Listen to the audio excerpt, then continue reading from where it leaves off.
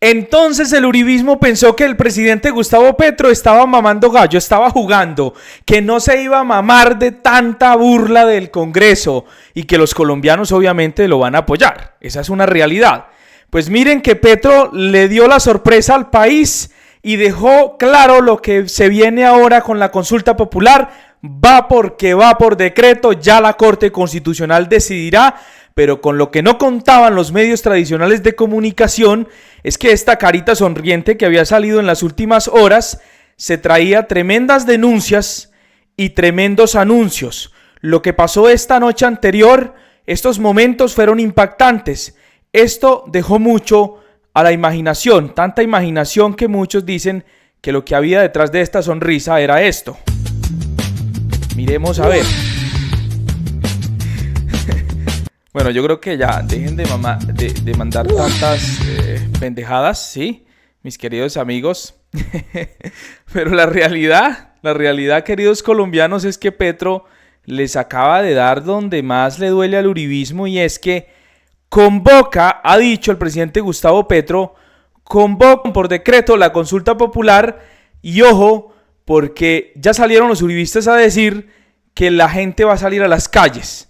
O sea, ¿quién en su sano juicio, quién con 3 dedos de frente va a salir a atacar a Petro porque está llamando a una consulta popular que le beneficia a los colombianos?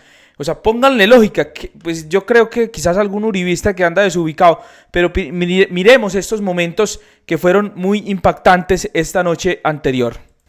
El decreto de la consulta popular se debe firmar ante el pueblo, ojalá ante centenares de miles de personas. Nació del pueblo, se mantiene en el pueblo. Y es en esta semana, o sea, no tenemos mucho tiempo para citar. Ya hemos hecho Bogotá, relleno completo. Y Barranquilla, que dijeron que es que porque dieron refrigerio se llenó la plaza hasta las 8 de la noche. Porque no habían 20, sino 30. Entonces, ¿dónde lo hacemos ahora? ¿Cali o Medellín? Medellín. La mayoría del pueblo de Medellín está con la consulta popular. Medellín. El pueblo trabajador no va contra sus intereses, ni bobos que fueran. ¿Cómo se van a oponer a que las mamás tengan bono pensional? Son buenos hijos. Cachaca. Cachaca. ¿Por qué no Medellín o Cali? Bueno, ustedes escojan, pero mañana tienen que definirse, porque el día de que firmes delante del pueblo el decreto de convocatoria a la consulta popular. El que quiera estrellarse contra el pueblo, ahí verá.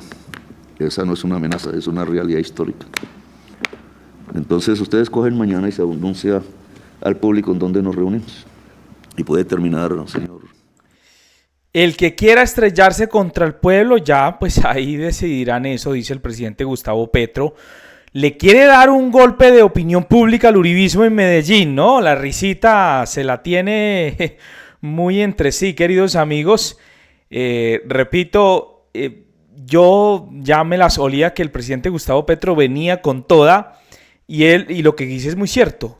Ni bobos que fueran se van a ir en contra de la consulta popular que va a llamar por decreto el presidente Gustavo Petro. Repito, él mismo lo dijo, la Corte decidirá si declara inconstitucional este decreto. Obviamente quizás, obvio, lo van a demandar ante el Consejo de Estado, pero en últimas vamos a ver qué va a pasar, ¿no? Digamos, las Cortes qué van a decidir, pero el presidente Gustavo Petro está dispuesto a ir hasta las últimas consecuencias. Y miren que tiene, pues digamos, a su lado el exfiscal general de la Nación, Eduardo Montealegre, que además fue magistrado de la Corte Constitucional. Pues eso dice mucho, ¿no? Mire, el presidente de la República en el día de hoy tomó la decisión de convocar por decreto la consulta popular sobre la reforma laboral. La Presidencia de la República, después de un estudio muy serio, encontró que en ese trámite del Congreso, en la decisión del Senado, se incurrió en varios vicios de inconstitucionalidad, vicios que son insubsanables y que hacen inexistente la decisión del Congreso de la República. En ese caso, por los vicios de inconstitucionalidad, como la decisión del Congreso jurídicamente es inexistente, el presidente puede convocar vía decreto la consulta y eso hará antes del 11 de junio. Mire, el presidente... Ya lo habíamos advertido, ¿no? Digamos que los errores jurídicos que presuntamente se dieron en el Congreso, pues da para que se llame la consulta popular por decreto, ¿no? Vamos a ver cómo es el tira y afloje, pero de algo sí estoy seguro, queridos amigos, y es que Gustavo Petro está dispuesto a ir hasta las últimas consecuencias con esta iniciativa que es a favor de los colombianos, de los trabajadores. Mire, si fuera Petro llamando para otra cosa, no sé, como para decidir que va a nombrar a algún funcionario polémico o algún familiar de él polémico, de los que ya uno pues ya conoce, y que llame al pueblo a las calles, pues yo creo que uno ni loco que estuviera a apoyar a Petro, ¿no? Pero es la consulta popular que tiene las preguntas en temas laborales, la primera consulta a favor de los colombianos. ¿Cómo va a salir la gente a atacar eso? O sea, pónganle lógica. Ustedes no se dan cuenta que los congresistas, la mayoría, que los medios tradicionales de comunicación están manejados por el poder económico en este país y no quieren que pase esas reformas. O sea, nos han tenido por años en esas y por fin que un presidente se da la pela por los colombianos, van a salir dizque los uribistas a atacar a las iniciativas de Petro. Oiga, pero es que la gente sí no coge oficio, ¿no? Sinceramente sí son pues como muy llevados de la vida, ¿no? Miremos qué fue lo que dijo Armando Benedetti, porque el ministro del Interior también se pronunció. Las 12 preguntas enfocadas en la reforma laboral. Sí, el gobierno ha decidido y se ha preparado y ha buscado los mejores asesores en temas constitucionales, dos expresidentes de la Corte Constitucional, como es el doctor Montealegre y el doctor Luis Ernesto Vargas, lo mismo que una persona muy excelsa, lo que tiene que ver con temas constitucionales como Jefferson Dueñas, en los cuales muestran cómo ha habido una cantidad de vicios ilegales, constitucionales, productos de las trampas y las medidas que hicieron allá en el Senado de la República y que con base en eso han quebrado principios y valores constitucionales y que por lo tanto entonces se puede buscar un control constitucional si alguien cree o no quiere creer lo que estamos diciendo con base en ese decreto. Ministro, ¿usted cree que esto va a agitar políticamente la discusión de la reforma laboral y simplemente la relación del Congreso con el gobierno? Mientras que el debate sea pacífico, sea dentro de la Constitución y sea dentro de las leyes y para preservar el derecho de la clase obrera, no hay ningún problema. Aquí el problema es cuando empiezan con las sandeces, con las mentiras, con las trampas, con las jugaditas. Ministro, ¿qué va a pasar con la segunda consulta, la que tiene preguntas de reforma laboral y reforma a la salud? Resulta que nosotros hemos jugado el plan A, B, C y D, con tal de restaurar los derechos de los trabajadores de la clase obrera nuevamente. O sea que jugamos a la mini reforma del Partido Liberal, jugamos a la revivida laboral, a la que ustedes llaman la consulta 1.0 y a la consulta 2.0, con tal de que los trabajadores tengan unos sueldos y trabajos decentes y dignos. Ministro, fecha tentativa para que sea convocada la votación de la consulta. Me suena a finales de julio, principios de agosto. Ministro, la apuesta de ustedes es que ese decreto lo estudie la Corte Constitucional y el Consejo de Estado. ¿Por qué? Porque no es la apuesta, es lo que dice la Constitución, que cuando se ven violados valores y principios constitucionales debe ser la Constitución. Al mismo tiempo, también usted encuentra que dice la ley, dice la Constitución, que la consulta popular, el control lo hace entonces ¿quién? La Corte Constitucional. Me imagino que vendrán demandas ante el Consejo de Estado, pero eso son demandas de nulidad, ya que es un acto administrativo, pero serán las mismas Cortes las que definan. Yo creo que la prevalencia la tiene y el último cierre es la Corte Constitucional. Gracias, ministro. Gracias. Parezco que hubiera estudiado Derecho, ¿verdad? Podemos decir, queridos colombianos, ojo a esto, que el uribismo, que la oposición, los medios tradicionales de comunicación se estrellaron con el presidente Gustavo Petro. Yo solo tengo algo para decir y es, esto debe tramitarse de forma pacífica, ¿no? Digamos, no podemos entrar tampoco aquí a una polarización, atacarnos entre los colombianos, porque sí, hay que ponerle lógica común y es una consulta popular para los trabajadores de Colombia, por lo tanto no tiene por qué haber ningún retrasado que salga a atacar esta consulta popular a las calles. O sea, es que, repito, alguien que esté bien de la cabeza entiende que por fin, y quizás pasarán años, de que un presidente se atreva a pararse en la raya para favorecer a los trabajadores. Esa es una realidad. y el que salga dizque a atacar esta decisión de Petro, sí es porque está muy falto. Bueno, no quiero decir más, queridos amigos, pero antes de estas intervenciones, Petro dio una intervención a Locución Nacional que pues dejó mucho para pensar. Tremendas denuncias hace Gustavo Petro, esto fue lo que dijo y que de una vez se generó la polémica a nivel nacional. ¿En qué vamos? Alrededor de la reforma pensional. La promesa que hicimos en campaña es 100% de cobertura. Todo viejo o vieja en Colombia recibirá bono pensional mínimamente capaz de garantizar su alimentación y su bienestar. Y se generalizará el derecho a la pensión, que es diferente, en todo trabajador o trabajadora de Colombia. Toda mujer en Colombia recibirá un bono pensional mínimamente. Toda campesina, todo campesino, todo colombiano. Eso estaba escrito en la Constitución Nacional, pero han pasado 30 y pico años y no se ha hecho realidad porque no se ha querido. Porque buena parte del ahorro pensional que sirve para financiar este programa, y lo hace completamente, disminuyendo los recursos de la nación con que estamos subsidiando pensionados que las empresas privadas debieron haber cotizado en su momento y no lo hicieron, ahora lo hacemos nosotros.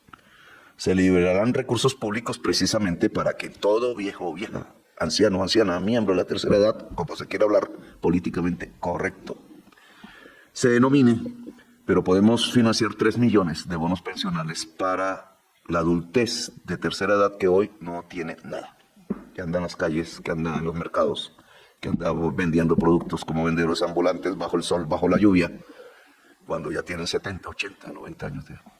Una de las peores injusticias de Colombia, que quienes hemos sido jóvenes hemos cometido, porque es la juventud la que tiene el deber de cuidar a sus viejos y a sus viejas. Y cuando una sociedad no cuida a sus viejos y a su vieja, no tiene razón de ser, porque son nuestros ancestros acumulados.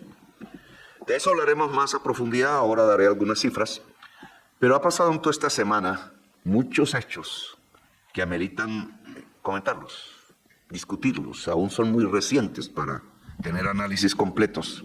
En esta semana me mataron. La extrema derecha, con su instinto subliminal, puso en trinos lo que deseaba, entonces me presentaron muerto. Pero también hubo un hecho que físicamente nos acerca a algo que hay que analizar más a profundidad.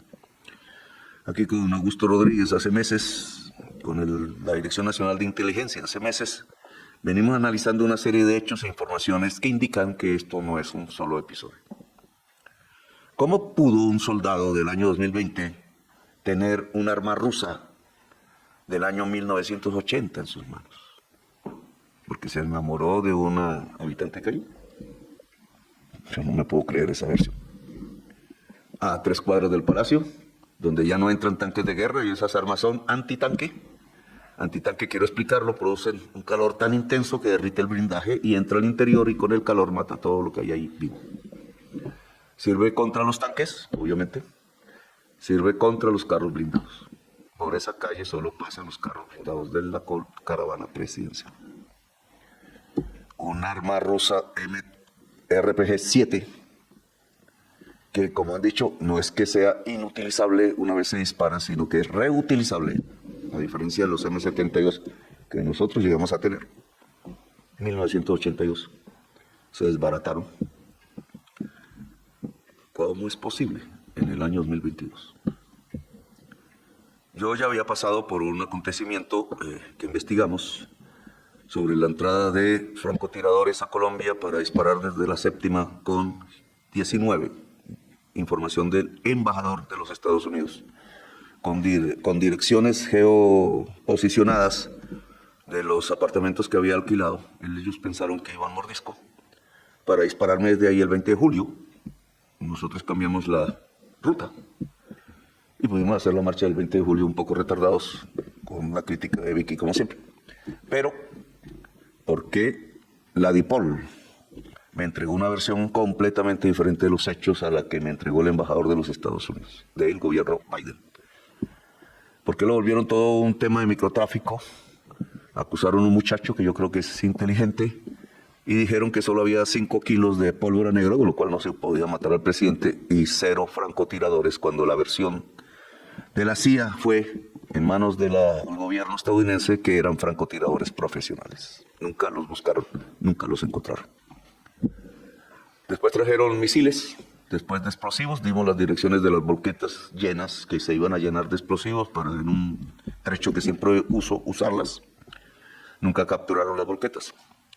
Después, los misiles, los hechos de la COP16, donde efectivamente dimos la zona exacta donde estaba el misil. Y los grupos que sí eran de Iván Mordisco, capturando camionetas oficiales blindadas, porque pensaban ponerlas llenas de explosivos en la entrada de la COP16, con destino al presidente de la República. Eso sí se capturaron con el ejército. Y el ejército rodeó la zona de los misiles. No pudo retenerlos, hasta la fecha no sabemos dónde están. O más o menos sabemos. Necesitan de temperaturas específicas. Es posible que ya se hayan dañado si no los enterraron y los pusieron sobre temperatura específica y los dejaron en el calor de las sabanas de Córdoba y de Sucre. El último hecho es este.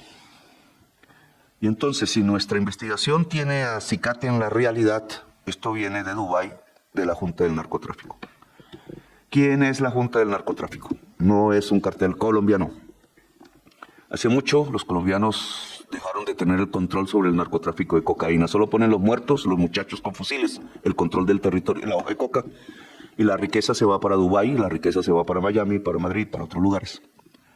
Los dueños del narcotráfico son albaneses, croatas, serbios, franceses, holandeses, latinoamericanos, uruguayos, paraguayos, colombianos, centroamericanos, mexicanos, muchos norteamericanos. Todos los capos que capturamos en Medellín, generalmente gozando de la vida, son extranjeros, no colombianos. La Junta del Narcotráfico se reúne en Abu Dhabi.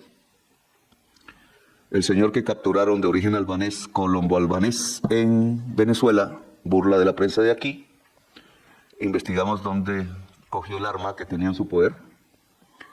Y el arma se la entregó un capitán de la Armada Nacional Colombiana. Por cesión, una cosa que no sabía que existía, que se podían ceder las armas. Puede que sea inocente, puede que no. Acaba de estallar una bomba contra el ejército mexicano en Michoacán, con unos muertos ahí. El ejército, en su acción fue y capturó los posibles actores del explosivo. La mayoría son exmilitares colombianos. Y hay unos activos. La noticia la tiene la prensa, pero no la publica. Estamos exportando mercenarios a la mafia está contratando la violencia colombiana. La Junta del Narcotráfico está decidida a hacer de todo el continente americano un espacio de violencia en la captura de sus riquezas que se quedan en países extranjeros. Le he pedido a varias autoridades iniciar la persecución de la Junta del Narcotráfico, que tiene control aquí en Colombia sobre el Clan del Golfo y sobre la gente de Iván Mordisco, del cual no sabemos si está vivo o muerto.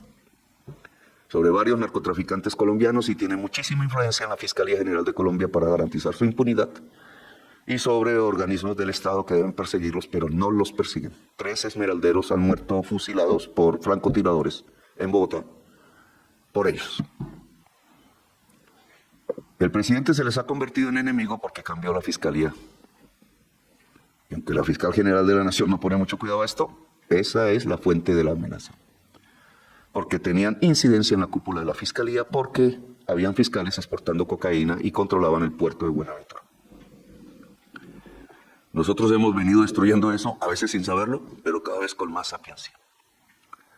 Y Colombia debe liberarse de las mafias, de la cultura mafiosa, para ser un gran país en el medio de esta belleza, alrededor del pensamiento y del conocimiento, no alrededor del traquetismo que se está devorando nuestra juventud sin razón de ser.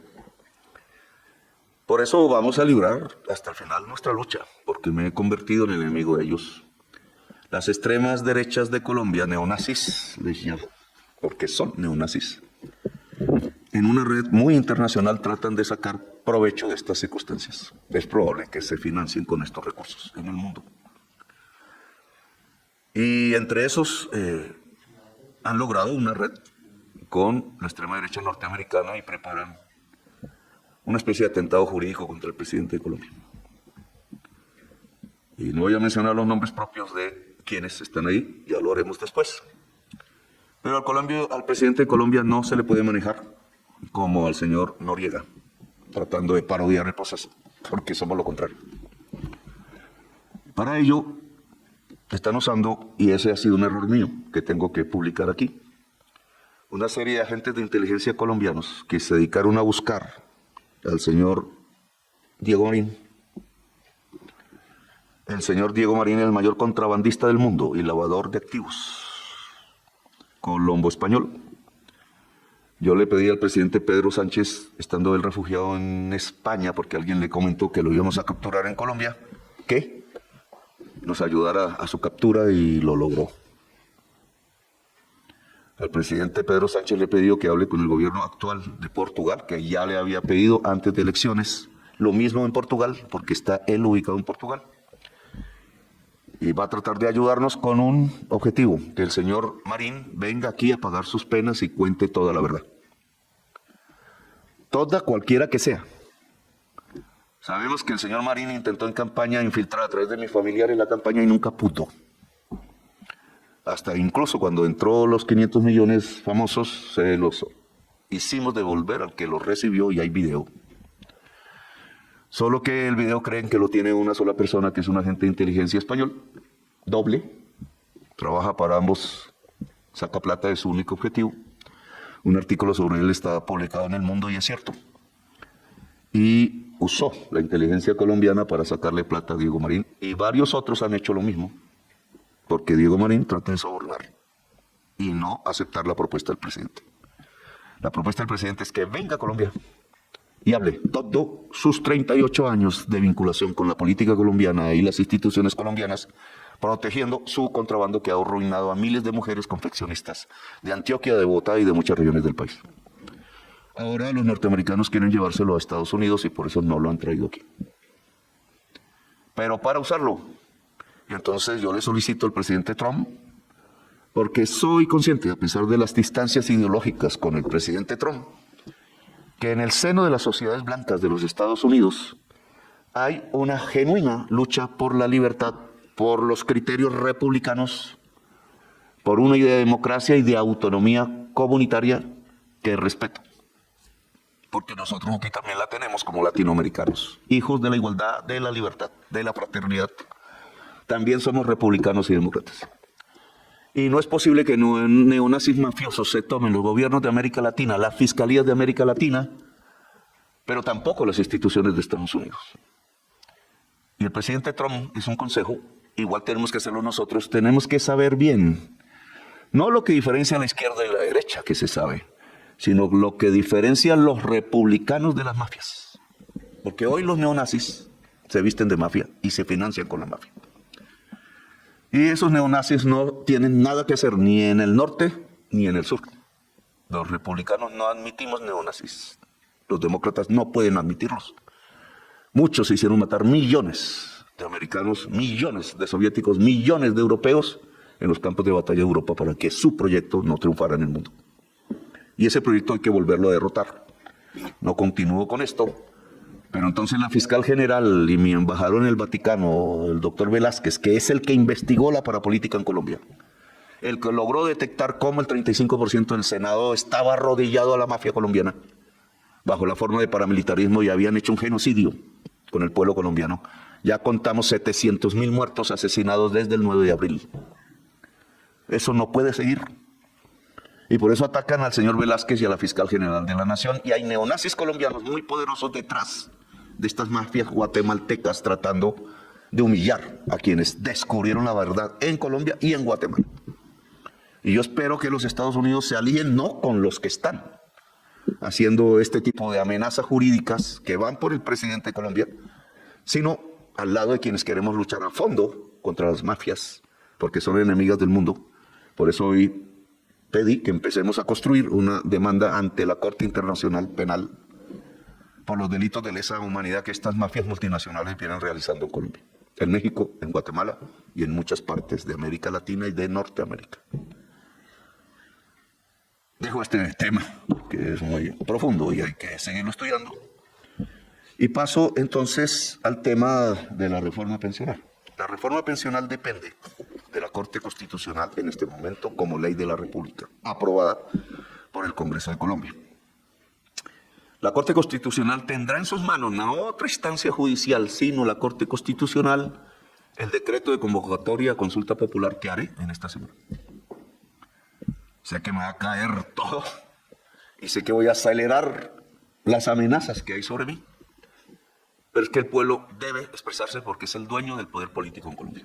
No hay ningún otro dueño. Y lo que hizo el senador Cepeda fue una vagabundería con el pueblo. Y su votación es ilegítima, porque nunca puso a discutir al Senado de la República el concepto, favorable o no, de la consulta popular. Se me olvidó. Por eso un congresista de la oposición votó sí.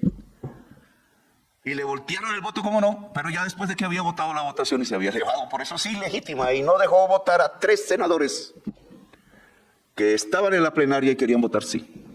Luego, si se hacen las cuentas, quien ganaba la consulta popular, si se hubiera hecho como se debía hacer, bajo las normas de la ley quinta, la votación, pues hubiera ganado el pueblo. Y hubiera perdido Cepeda, que por alguna razón, por baja política, por decadencia política, cree, con otros congresistas y fuerzas políticas, que al pueblo no se le debe convocar porque creen que son los dueños de Colombia. Mi misión es decirles y hacer que el dueño de Colombia sea el pueblo de Colombia. Y habrá un proceso largo, sí, pero nos mantendremos firmes con la bandera en alto hasta el final. El pueblo de Colombia debe expresarse sobre la reforma laboral, sobre las relaciones de neoesclavismo que están construyendo entre trabajadores y empresarios, y algunos se creen el cuento. Debo informar que la Organización Internacional del Trabajo, en el día de ayer, expresó un comunicado oficial apoyando la reforma laboral, pensional. Son los representantes del empresariado mundial, junto a los representantes del trabajo mundial, diciendo que la reforma pensional es válida, es de alta calidad, se acoge a los principios universales actuales de los derechos de las gentes alrededor de la pensión. Ahora le toca a la Corte Constitucional decir si la UIT está equivocada o no. Como sabemos que la reforma laboral tampoco está equivocada, pero intentan destruirla, porque el artículo sobre las horas extras que aprobó la Comisión Cuarta del Senado, en medio de los artículos nuestros, songo, elimina y vuelve inocua todos los artículos de la reforma laboral hasta ahora aprobados en Cámara y en la misma comisión. Porque si se puede contratar por horas, ¿cuál salario mínimo? Es el salario de las horas.